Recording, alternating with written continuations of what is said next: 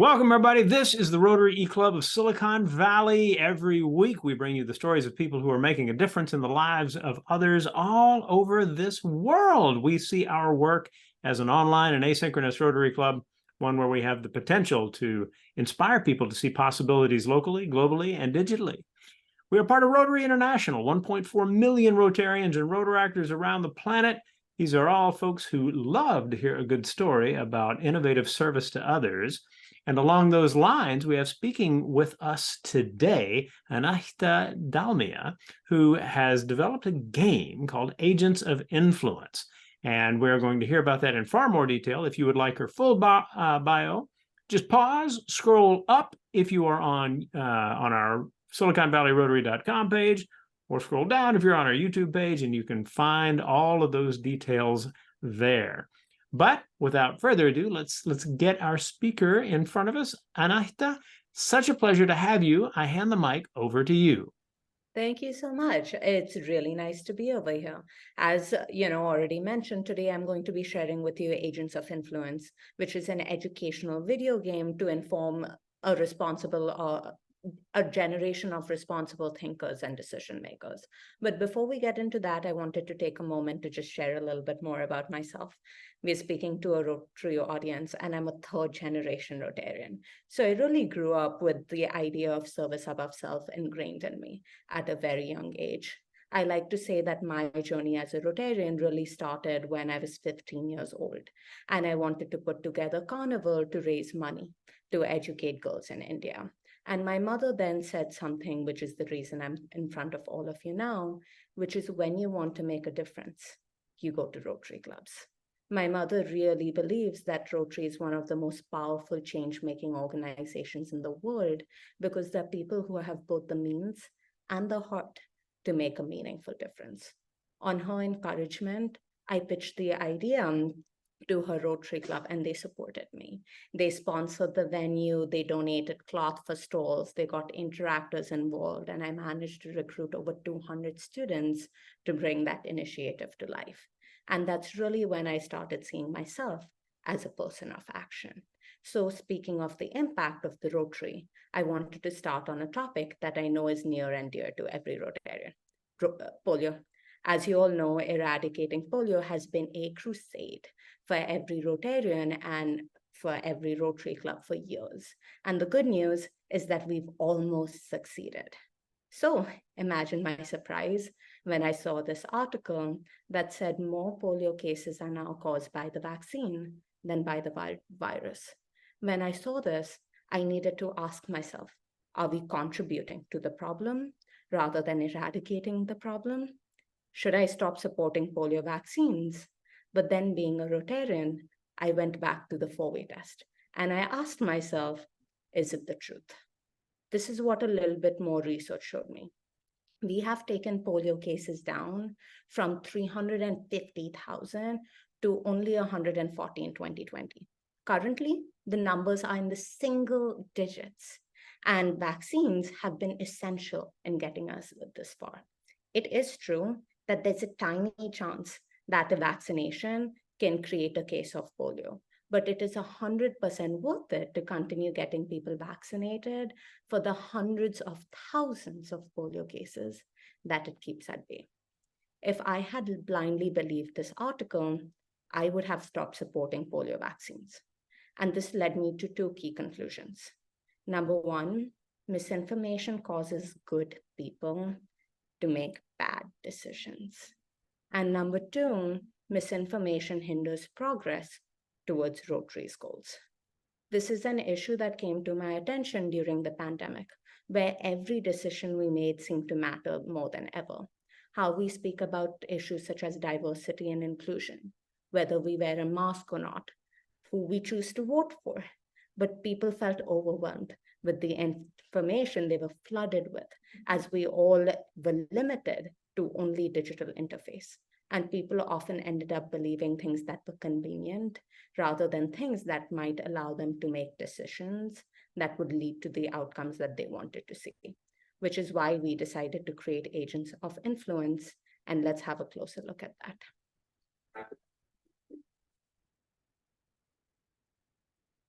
Welcome to Agents of Influence Cyber Danger, an educational, spy-themed media literacy video game created to empower the next generation of students to fight misinformation on the internet. Virginia Hall High is under attack. A nefarious organization named Harbinger is manipulating the student body with lies and deception. Luckily, you and your team, the Agents of Influence, are there to stop them. Students will learn to question the trustworthiness of information, investigate the trustworthiness of information, and apply this knowledge to make better informed decisions. Our goal with this game is that students become more responsible information consumers and actors who realize the impact that the information they consume has on their worldview and decision-making. We want to equip them with the skills to be able to find more reliable information so they can take decisions that will truly lead to the world that they want to be living in. Our goal is to have this game used in classrooms across the world, informing a generation of more responsible citizens, and for this to be a doorway towards further civic engagement and action. This is particularly targeted towards students 12 to 14 years old, and there's a number of factors we consider when picking this age range. Number one, they're at a critical stage of development where they're building lifelong habits. And number two, they're always online. And this has inherently changed the way this generation interacts with information. They expect constant engagement and immediate personalized feedback, which makes them particularly receptive to gaming as an educational tool. And research shows that gaming is an extremely powerful educational tool for three main reasons. Number one, it's highly transferable. It allows people to practice skills that are relevant to their real life in a safe context.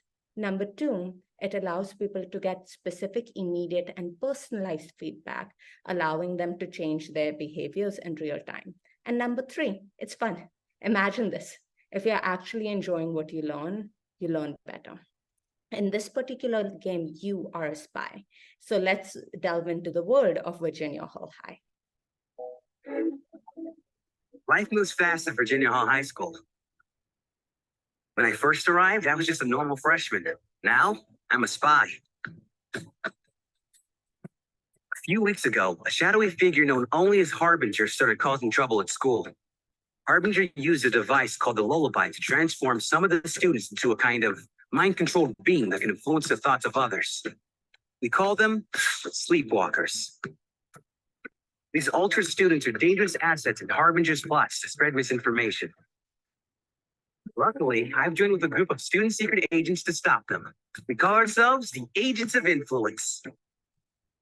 This particular game is almost structured like a TV series, and the first season is focused on cybersecurity. In every episode, which is 30 to 45 minutes long, you encounter a topic related to our overall goal and a core game, which we are going to discuss further.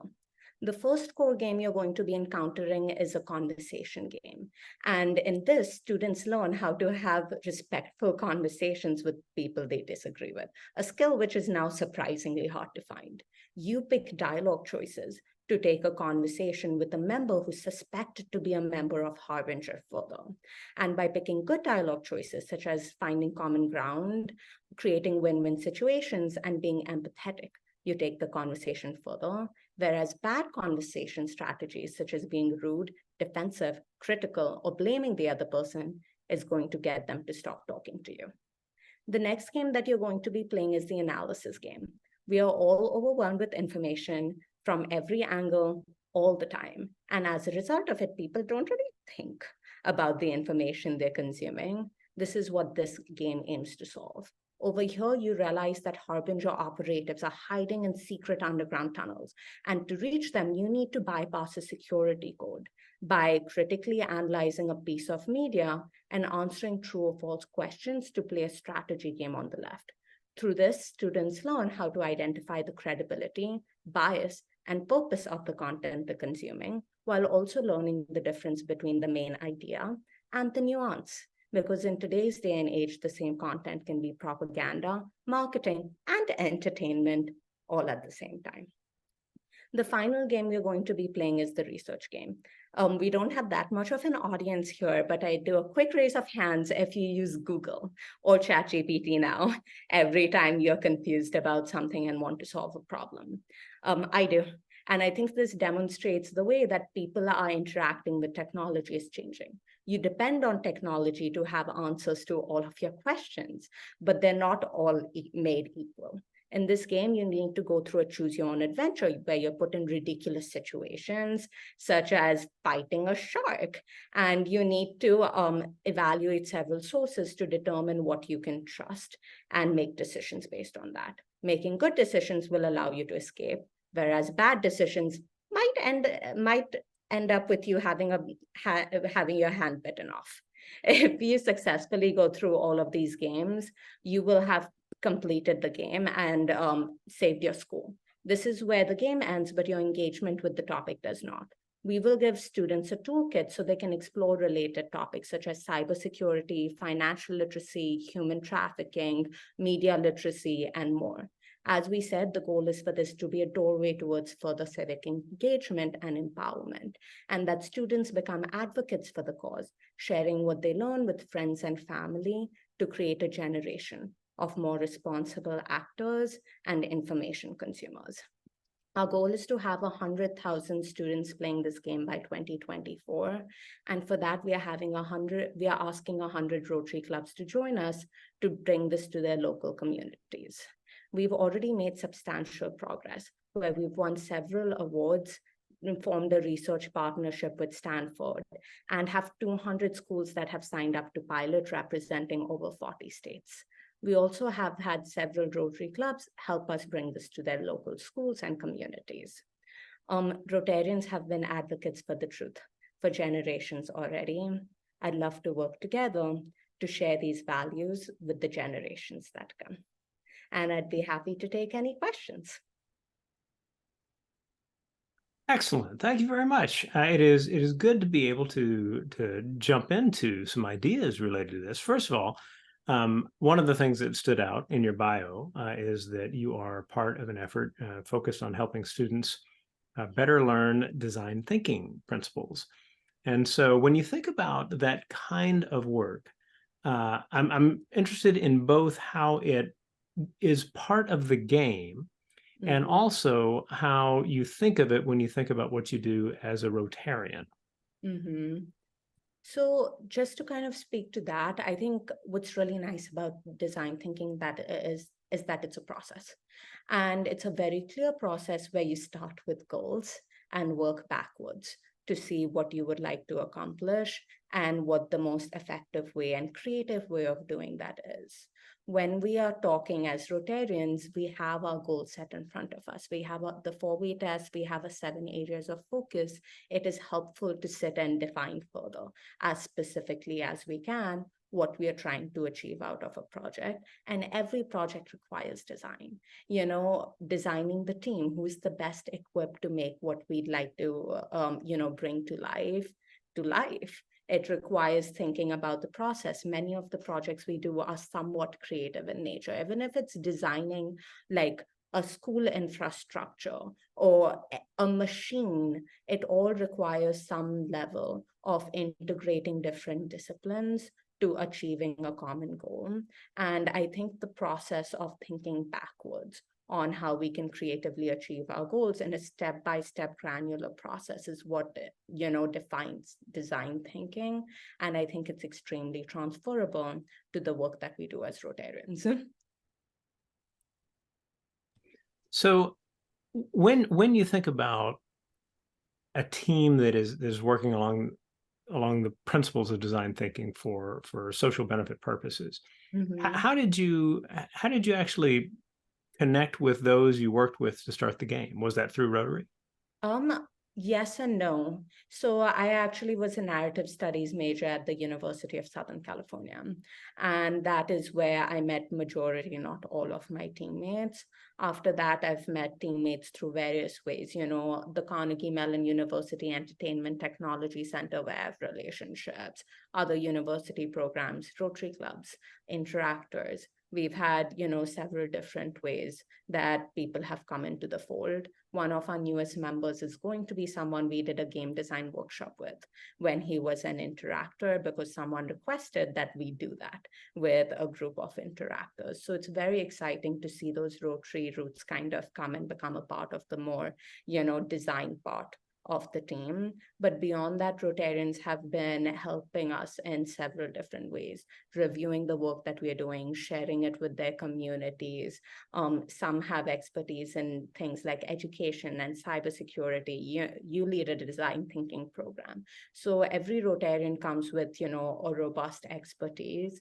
And what's really nice is that they're willing to contribute that in whatever capacity they can to move the project forward and achieve common goals. All right. And let's go ahead and stop your screen sharing there and keep going with those thoughts. So in getting this game out in front of students, you mentioned there were several school districts identified on the slide and all. What surprises have come back from the users? What things in developing the game, kind of like, oh, I had no idea. So this is kind of funny, but we tested the game with about 600 students in the past 3 months. And we have a question that specifically you are asked, what would you change about the game? And 80% of the students said that they wanted more customization of their avatar. The avatar was a very last minute addition to the game. It is absolutely non-essential to the storyline or the game experience, but that is what every student seemed to be latching on to. And on the flip side, one of the chief complaints from the teachers was that students spend way too much time customizing their avatar. So I think it surprised me that this component that we did not think was a major part of the gameplay and really added at the end as a way to make the game more representative and inclusive somehow stole the show. All right. Well, there's always that kind of possibility that where a student's focus goes is not where the teacher or the designer intended, for sure. Now, in thinking about this game, I mean, one of the goals that you have is to help people have better conversations about the media, the news they encounter. How do you do that without being squarely on one side of a political divide, or are you even concerned about whether there is identification with one side of a political divide? So in the game itself, we really do not touch politics. Like, it is very baseline, respectful conversation skills, which I think will carry over to a lot of political, more political context. It's just like trying to better understand where the other person is coming from, not making assumptions about their backgrounds, seeing consequences when, they act rudely in a more kind of contained circumstances, also seeing how different the same thing can be worded differently to see what's more effective. So there's a lot of persuasion skills and problem solving skills and conflict resolution skills that are integrated over here without being explicitly or even largely political. That said, we have applied for another grant with Stanford to specifically see if the game will help with depolarization. And if we do get that, we will be creating a small module, a conversation game to address that explicitly. We'll be taking a pre-survey that will place students on more ideological scales and then have them talk to someone that represents the opposite ideology without being explicit about anything. And you win the game by finding common ground, understanding one another, and seeing how you can both, find situations that work for both of you. So we'll see how effective that is in that context. This version of the game does not touch upon that. And, hopefully we'll be able to build something that can address that in a non-political way in the future. All right. So that partially answers my next question, which has to do with the future of the game. Where are you thinking that you might take this game or the company? Hopefully there'll be a lot that comes with the game. We've had a lot of different interests, different age groups, different modules. Storytelling is transferable. We are focusing on cybersecurity right now, but media literacy and misinformation applies to, as you said, politics, health, all of these different things. And we'd love to see if we can create modules for that. Having different languages that the game can be played in to have more international access or support language, like English second language learning learners, having it be more mobile accessible so a larger audience can access it more easily, are all things that we are hoping to achieve in the future. Okay, and to what extent are you working to get Rotarians in other countries to kind of work with you to explore how the game might be perceived or experienced in their settings? A pretty great extent, actually. We have representation in Poland, India, South America, and a couple other countries. England, I spoke to someone this morning where the Rotarians are going to champion this in their local communities and try to get us small testing samples to see how accessible this is for them, the story, the language, the character representation, so that we can at least make note of that in early stages of development and are able to build something that will be more effective for their particular use case later down the line. Okay, and given that schools as well are culturally dependent models, do you find that teachers are using the game in particular ways, or is there one model or multiple models? How has that panned out so far? So that's an interesting question. The game is designed to be flexible because I found every teacher wants something different. So it can be fit into, multiple subjects. It can be used in English, social studies, technology, social emotional learning. It can be used in school or in after school programs. You can play it for 30 minutes, 45 minutes, an hour, 4 hours, 10 hours. And, each teacher can choose how they would like to use the game. In our pilot so far, even though we have 10 hours of gameplay, I found that teachers have gravitated towards 2 hours of gameplay in particular, which is episode 1 and 2. And that was unexpected. And I think the reason for that is that episode 1 and 2 are representative samples of the entire experience. You are introduced in episode 1 to the story world, the characters you're going to see, topics you encounter, etc., etc. And episode 2 is missions. So you get to play a small version of each one of the core games. So when you do both of those, you get a good overall idea of what the game is trying to teach. I didn't know if teachers would take out 2 hours to play both episode 1 and 2, but I found majority of the teachers have gravitated towards the full 2-hour experience that will give students a fuller idea of the game rather than picking, 20 to 30 minute arcade game where they can only play one core game at a time. Okay. Coming back to the connection to Rotary, the Rotary Club of Newport Beach that you are a part of is like our club, a bit of a different model. I'd love for you to take just a moment and tell a little bit about your club. Our club is fantastic. I'm a member of the Rotary Club of Newport Beach, and we call ourselves a global service club. It's a virtual club, and it represents people from across the world. We're an entirely project-driven club. So, for better or for worse, there are many members of my club who I have not met. We tend to only meet people who we are working with directly. But as a result of it, we get a lot more done. Like I think, have 170 active projects or some ridiculous number like that. And all of our projects align with the Rotary 4-way test, 7 areas of focus, 8 pillars of positive peace, and the 17 sustainability development goals. My president loves to say that his favorite is the last one, partnership. So we really work with a number of Rotary clubs and Rotarians and even, out of Rotary organizations so that we can achieve common goals. Fantastic. Well, I'll wind things down and then hand it back to you for a final word in just a moment.